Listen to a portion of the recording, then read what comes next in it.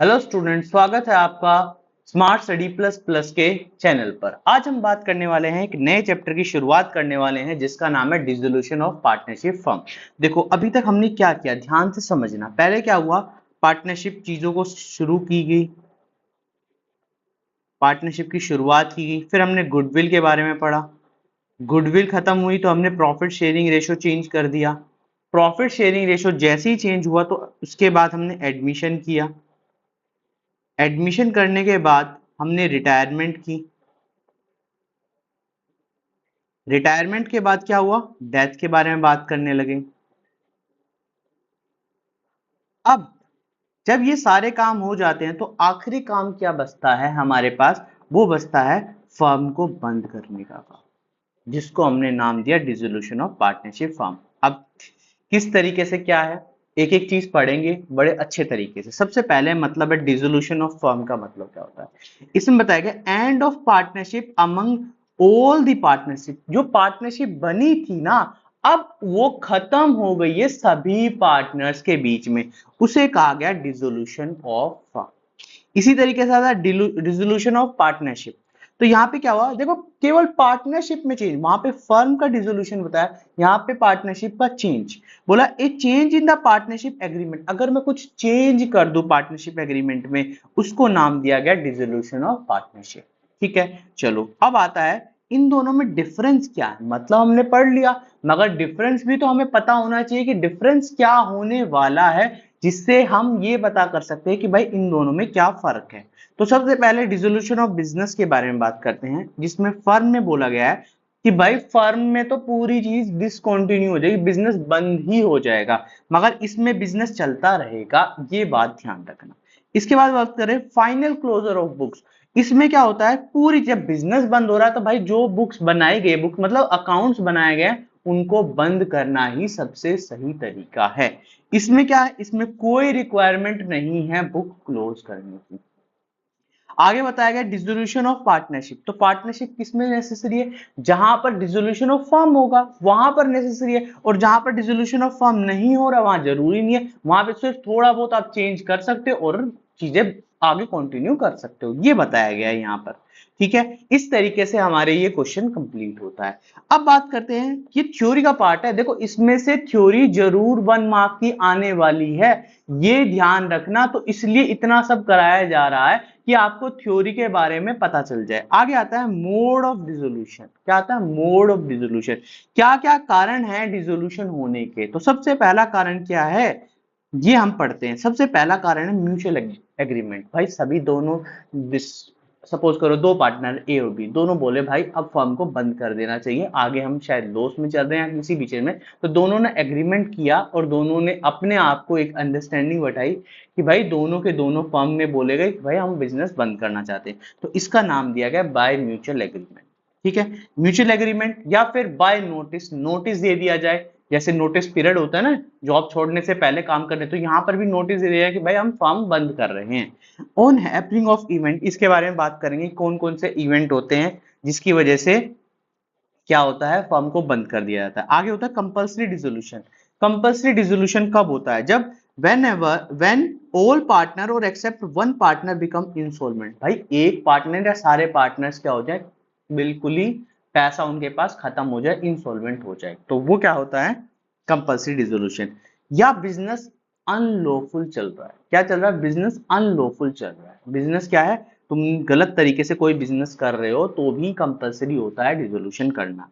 Dissolution by court, तो court कब dissolution करेगा, when any partner become unsound mind. भाई कोई व्यक्ति ऐसा मिल जाए फर्म में जो अनसाउंड माइंड है, कोई व्यक्ति का मतलब जो पार्टनर है, जो मालिक है, वो क्या मिल जाए, अनसाउंड माइंड मिल जाए, तो बिजनेस कैसे रन कर पाएंगे, ये बात सोचो। आगे व्हेन एनी पार्टनर बिकम पर मंथली इनकैपिटलाइज, भाई इतना भी पैसा नहीं बच पा रहा उनके पास, या इतना पैसा भी वो कमा नहीं पा रहे, तो कोर्ट ने ऑर्डर दे दिया इनको बंद कर दिया जाए। ठीक है, आगे when any partner found in illegal activity, कुछ इलीगल एक्टिविटी करते हुए मिल जाए कोई पार्टनर, तो क्या करना होगा, फर्म को बंद करना ही सही रहेगा। इतनी बात समझ आई, चलो डिसोल्यूशन के समय हम क्या बनाते हैं, कितने अकाउंट बनाते हैं, ये 4 अकाउंट बनाते हैं। अभी तक हमने सीखा revaluation account, partner capital account, ये सब हम सीख रहे थे। मगर अब बात करते हैं जिसमें अकाउंट में रियलाइजेशन अकाउंट। पहला अकाउंट क्या बनेगा, रियलाइजेशन अकाउंट। अब ये क्या होता है इसके बारे में अभी बात करेंगे। उसके बाद बनता है पार्टनर कैपिटल अकाउंट। उसके बाद जो नेक्स्ट होता है वो होता है पार्टनर कैपिटल अकाउंट। उसके बाद नेक्स्ट आता है पार्टनर्स लोन अकाउंट। नेक्स्ट आता है पार्टनर्स लोन अकाउंट। उसके बाद आता है cash and bank account, cash and bank account, cash and bank account. इतनी बात समझ आ गई, इतनी बात समझ आ गई। यहां तक कोई डाउट, यहां तक कोई डाउट? ठीक है, कोई डाउट हो तो कमेंट बॉक्स में लिख देना। अब बात करते हैं रियलाइजेशन अकाउंट। रियलाइजेशन अकाउंट में बोला an account which record all the assets and liability at their book value and realise the value at the time of dissolution. देखो हमने इसी जैसा एक अकाउंट पढ़ा था जिसको हमने नाम दिया था रिवॉल्यूशन। वहां पर क्या था, जो चेंजेस अभी पढ़ने वाले हैं, देखो है इसके बारे में, मगर फिर भी मैं थोड़ा सा ध्यान से लिंक करके चल रहा हूं। यहां पर क्या बोला गया है, ऐसा अकाउंट जिसमें सभी के सभी असेट्स और लायबिलिटी का रिकॉर्ड किया जाएगा। कैसे, उनकी बुक वैल्यू पर, जो उनकी कीमत है उस पर भी, और जो रियलाइज्ड वैल्यू है, जितने पर उनको बेचा गया या टेक ओवर किया गया है, उस वैल्यू को भी रिकॉर्ड करना। तो दोनों वैल्यू को रिकॉर्ड कौन करता है, रियलाइजेशन अकाउंट। और रिवैल्यूएशन अकाउंट क्या करता था, सिर्फ और सिर्फ चेंज को रिकॉर्ड करता था। चलो पढ़ते हैं इन दोनों के बारे में। यहां तक समझ आया, रियलाइजेशन अकाउंट समझ आया। चलो अब इनके बारे में दोनों में पढ़ते हैं। देखो दोनों का मतलब लिखा है, it record all the assets and liability at their book value as well as realised value, बस। ठीक है, इसमें बोला it record the change in the value of assets and liability. Assets और लायबिलिटी में जो चेंज आ रहा है वो रिकॉर्ड करना रिवैल्यूएशन है। और जो रियलाइजेशन अकाउंट में बताया गया है वहां पर सारी की सारी असेट्स और लायबिलिटी का book value plus realised value पर रिकॉर्ड करना। कब कब बनता है भाई, ये सिर्फ एक ही बार बनता है। कौन सा अकाउंट, रियलाइजेशन अकाउंट। अभी तक हमने कभी नहीं बनाया ना रियलाइजेशन अकाउंट। तो रियलाइजेशन अकाउंट कब बनता है, जब डिसोल्यूशन ऑफ फर्म हो जाए। मगर रिवॉल्यूशन हमने कितनी बार बनाया, एडमिशन के टाइम बनाया हमने, डेथ के टाइम बनाया, रिटायरमेंट के टाइम बनाया, इस टाइम पर बनता है revaluation account. Number of times, ये सिर्फ एक बार बनता है और ये काफी बार बनता है। देखो डिफरेंस लिखने का तरीका भी मैं यहां पे बता रहा हूं। अगर कभी सरप्राइज के तौर पर तुम्हें क्वेश्चन ना मिलकर अगर थ्योरी मिल जाती है तो तुम इस तरीके से भी लिख सकते हो। इतनी बात समझ आई, इतनी बात समझ आई। चलो अब बात करते हैं यहाँ पर एक बैलेंस शीट के बारे में। बैलेंस शीट के बारे में ध्यान से समझना, ये बैलेंस शीट मैंने क्यों बनाई है। बैलेंस शीट तुम्हें गिवन हो, अब तुम्हें क्यों, किस अकाउंट में क्या चीजें पहुंचानी है ये तुम्हें पता होना चाहिए। किस अकाउंट में क्या चीज पहुंचानी है वो तुम्हें पता होना चाहिए। मैं सब कुछ बना के दे रहा हूं भाई, यहां पर तुम्हें सिर्फ क्या है उसको ध्यान से पढ़ना है। ये कह सकते हो खाना बना बनाया मिल रहा है, सिर्फ खाना आना चाहिए। तो कैसे, देखो सबसे पहले हम एसेट साइड के बारे में बात करते हैं। देखो मैंने सर्कल किया है, ये क्या क्या चीजें, plant and machinery, land and building, furniture and fixtures, investment debtor, BR, prepaid expense, accrued income, premises और लाइफ स्टॉक। ये सारी की सारी जो असेट्स होंगी, ये सारी की सारी जो असेट्स होंगी, ये कहां पर जाएंगी, रियलाइजेशन अकाउंट में। अब मैंने यहां पे लिखा है पेड। पेड़ का मतलब है इनकी अपनी एक रियलाइज्ड वैल्यू होनी चाहिए। रियलाइज्ड वैल्यू का मतलब या तो ये किसी ने टेक ओवर की है या इनको बेचकर फर्म जाएगी, इतनी बात समझ लेना। ये सारी की सारी असेट्स की बुक वैल्यू भी आएगी as well as realised value भी आएगी, ये जरूरी है। इसके अलावा गुडविल, पेटेंट्स एंड ट्रेडमार्क ये भी रियलाइजेशन अकाउंट में आते हैं, मगर जरूरी नहीं है इनकी रियलाइजेशन वैल्यू आए। इनकी रियलाइजेशन वैल्यू आना जरूरी नहीं है, इतनी बात समझ जाना। ठीक है, अब आते हैं कुछ अकाउंट्स, कुछ ऐसी चीजें जो कहां पर जाती हैं, पार्टनर कैपिटल अकाउंट में। कुछ ऐसी चीजें जो पार्टनर कैपिटल अकाउंट में जाती है, कौन कौन सी है, एडवर्टीजमेंट सस्पेंस। क्या है, advertisement suspense, profit and loss account, loss in business, deferred expenses. Advertisement suspense, profit and loss account, loss in business और डेफर्ड एक्सपेंस। ये पढ़े हैं कहीं ना कहीं, तुम्हें याद होने भी चाहिए। ये कहां पर आते थे, तो वो सारे के सारी चीजें कहां पर आती थी, पार्टनर कैपिटल अकाउंट में। पढ़ा था ना, जो लॉसेस थे, लॉस इन बिजनेस, सारी की सारी चीजें मैंने लिखवाई हुई हैं, आपको रिपीट करनी है। आगे आता है A's capital, B's capital, A's current account. अगर इस तरफ ये सारी चीजें लिखी है, वैसे मिलेंगी नहीं, मगर कभी कभी सरप्राइज के तौर पर अगर तुम्हें दे दी जाए तो ये सारी चीजें तुम्हें कहां पर लिखनी है, पार्टनर कैपिटल में। सिर्फ एक चीज ऐसी है जो आती है कैश एंड बैंक अकाउंट में, वो होता है कैश और बैंक। इतनी बात समझ आई? यहां तक चीजें समझ आ रही हैं? एसेट साइड समझ आ गया। अब देखो लायबिलिटी साइड। लायबिलिटी साइड में क्या क्या चीजें हैं, ये वाली चीजें जो मैंने सर्कल की है, creditor, bills payable, provident fund, outstanding expense, advance income, loan, bank loan और मिसेज लोन। समझना, ये मिसेज लोन है, ये मिसेज लोन है, मतलब जो पार्टनर है उसकी वाइफ का लोन हो सकता है। ठीक है, तो ये सारी की सारी असेट्स की book value as well as realised value record करनी है। Book value as well as realised value आनी चाहिए। नहीं भी आएगी तो तुम्हें कैसे भी करके लिखनी है, तुम्हें फिर लास्ट में कैसे करना है वो मैं अभी क्वेश्चन कराऊंगा, तब तुम्हें समझाऊंगा। समझ आ गई बात? अब आते हैं investment fluctuation reserve. Investment fluctuation reserve, reserve provision for doubtful डेब्ट और प्रोविजन फॉर बैड डेब्ट, ये सारी की सारी चीज देखो, ये फर्क है। ये जनरल रिजर्व अलग है, general reserve, workman compensation fund, ये सब तुम्हें कहां पर ट्रांसफर करने हैं, ये पार्टनर कैपिटल। मगर यहां पर ये वाले नाम जो लिखे जाते हैं, ये वाले जो नाम है, ये आएंगे रियलाइजेशन में, और इनकी दोबारा से वैल्यू भी नहीं लिखी जाएगी, सिर्फ और सिर्फ बुक वैल्यू लिखी जाएगी। इतनी बात तुम समझ लो, यहां से इतनी बात तुम्हें समझ आ गई है। अब बात करते हैं पार्टनर कैपिटल में। तो पार्टनर कैपिटल में क्या क्या चीजें आती हैं? पार्टनर कैपिटल में आता है general reserve, workman compensation fund, profit and loss credit side, A's capital, B's capital, A's current account, B's current account, ये सारी की सारी चीजें पार्टनर कैपिटल। और ये तुम्हें पता भी है, कुछ चीजें बस पार्टनर कैपिटल से हटी हैं, एक्स्ट्रा ऐड नहीं हुई, आनी वही सेम चीजें हैं पार्टनर कैपिटल में। आगे आता है एज लोन, तो ये लोन अकाउंट में ट्रांसफर होता है, बीज लोन पार्टनर का लोन है वो। ठीक है, एक बैंक ओवरड्राफ्ट आता है, कैश एंड बैंक अकाउंट। अच्छा, अब ये मैंने सारे अकाउंट तो तुम्हें बता दिए, मगर मैं तुम्हें एक बात बताऊं कि इन चारों में से सिर्फ एक ही अकाउंट है जो बार बार एग्जाम में पूछा जाता है, जिसका नाम होता है रियलाइजेशन अकाउंट। और दो ही टाइप के क्वेश्चन आते हैं, या तो अकाउंट बनाना आता है या फिर जर्नल एंट्री आती है। क्या आती है?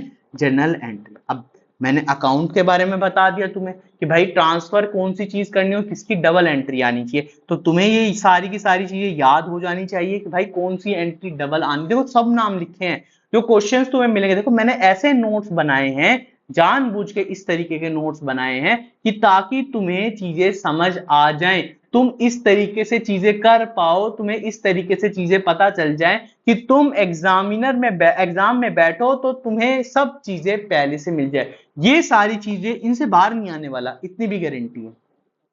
इनसे बाहर कुछ भी नहीं आने वाला, इतनी भी गारंटी है। तो ये सब चीजें बहुत सर्च करके चीजें निकाली गई, तो इसलिए मैं कहता हूं इन सबको क्या करना है, तुम्हें लिख लेना है, नहीं तो टेलीग्राम चैनल को फॉलो कर लेना, टेलीग्राम चैनल पर सारी की सारी डिटेल आ जाएगी। ठीक है, टेलीग्राम चैनल का नाम क्या है? Smart study plus plus one, smart study plus plus one. चलो अब बात करते हैं जर्नल एंट्रीज। ठीक है, जर्नल एंट्रीज की, जर्नल एंट्री की सबसे पहली शुरुआत करते हैं यहां से, जर्नल एंट्रीज। तो जर्नल एंट्री क्या कहता है? पहली एंट्री है असेट्स रियलाइज्ड या बेची गई है, असेट्स रियलाइज्ड या सोल्ड की गई की एंट्री क्या होगी?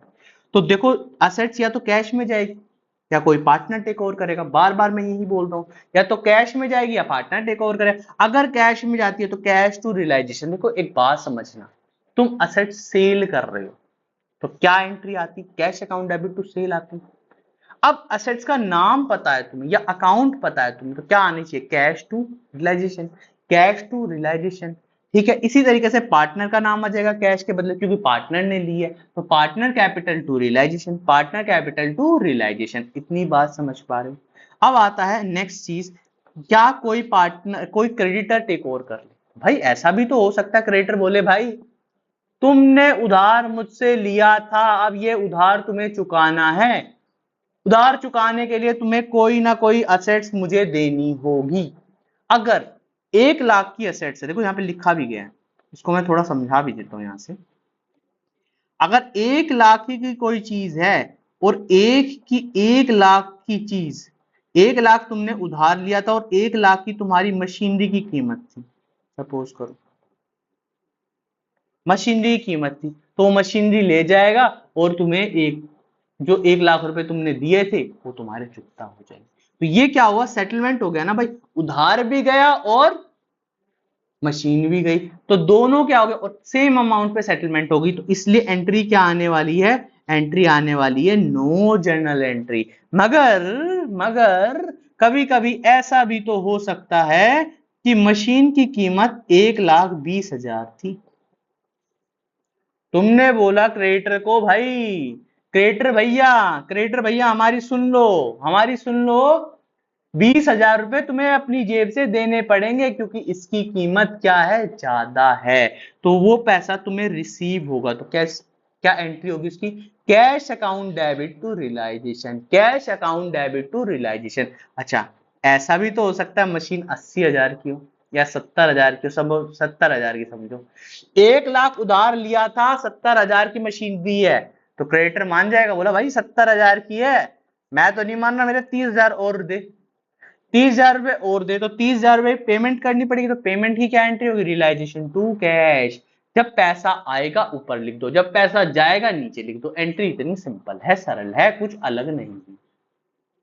चलो, अब सेम एंट्री यहीं पर आती है, when liability are paid off, when liability are paid off, when liability are paid off, liability paid off करनी है, तो एंट्री क्या होनी चाहिए, दो ही तरीके, या तो पार्टनर पे कर देगा या कैश होगा, यही बात होगी। तो यहां पर भी दो ही एंट्री, कैश में लायबिलिटी पे की है तो रियलाइजेशन टू कैश, कैश गया भाई, गया गया गया, ठीक है, तो यहां पर नीचे आ जाएगा और कैश के बदले में क्या आ जाएगा, realisation to partners capital account, बस सिंपल सा सरल सा चीजें।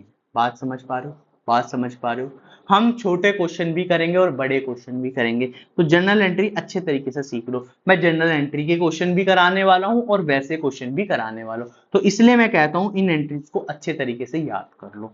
याद किया है तो समझ आ गई होगी यार, वैसे ही याद हो जाएगा, एक कैश टू रियलाइजेशन है, एक रियलाइजेशन टू कैश है, असेट्स की बात हो तो कैश टू रियलाइजेशन, लाइबिलिटी की बात हो तो रियलाइजेशन टू कैश, बस सिंपल सी बात है, पार्टनर ना हटा के नाम लिख देना कैश के बदले में, एंड सिंपल। अब बात करते हैं रियलाइजेशन, देखो एक्सपेंस, देखो वही बात है ना, रियलाइजेशन एक्सपेंस भी लायबिलिटी की तरह ही है, रियलाइजेशन खर्चे, देखो क्या क्या होता है, कभी कभी क्या हो जाता है कि भाई तुम्हें चीजों को रियलाइज करने में किसी ना किसी को पैसे देने पड़ते हैं, भाई मैं तुम्हें इतना पैसा एक्स्ट्रा दे दूंगा, सिंपल सी बात, अगर तुम समझो तुमने कैब ली, कैब आ नहीं रही तो तुमने क्या किया, उस पर एक्स्ट्रा चार्ज कर दिया, 20 रुपए और पे कर दिए, या 40 रुपए या 50 रुपए और पे कर दिए तुमने, बोला 50 रुपए एक्स्ट्रा दूंगा, आप टाइम से आ जाओ। तो यही चीज यहाँ पे भी तो है कि जब रियलाइजेशन एक्सपेंस, खर्चे कब हुए, जब रियलाइजेशन चीजें की गई, रियलाइज्ड वैल्यू की गई, तो कुछ खर्चे हो गए, तो एंट्री क्या होनी चाहिए, तुम्हारी जेब से जा रहा है पैसा तो रियलाइजेशन टू कैश, पार्टनर दे रहा है तो रियलाइजेशन टू पार्टनर कैपिटल, बस, ठीक है। अच्छा, अब देखो यहां पर क्या है, एक्सपेंस तो है, इस वाली तीसरे वाले में, when expense paid by partner and he